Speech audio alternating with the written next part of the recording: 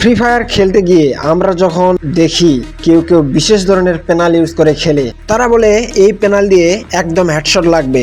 সত্যি তাদের খেলা আমরাও দেখি, অনেক সময় সহজে হেডশট লেগে যায়। কিন্তু মজার বিষয় হলো, সবাই যে একইভাবে পেনাল কিনে হেডশট মারবে সেটা নয়। কেউ কেউ আবার পেনাল ছাড়াই হেডশট মারতে পারে, তার সাথে 6 জনও পারে না। যেমন ধরেন বিটুকে, কাব্বু ভাই, কুরাল গেমিং, লাকা গেমার, এদের সাথে 6 জনও পারে না।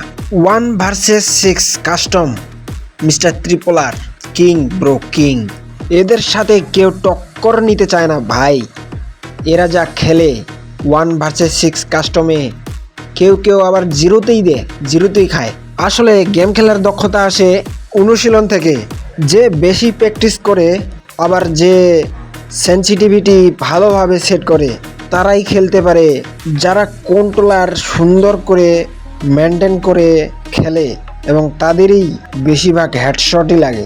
আসলে বন্ধু, আমি কিন্তু পেনাল ইউজ করি না, আমি এমনিতেই খেলি।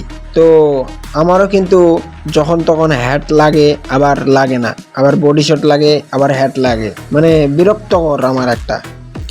আমি যেই গেম প্লে করছি এটাতে আমি কিন্তু ওকে হেডশট হোক বা বডি শট হোক আমি জিরোতে দিতে চাইছিলাম, কিন্তু আমাকে 2 ম্যাচ হারিয়ে দিয়েছে।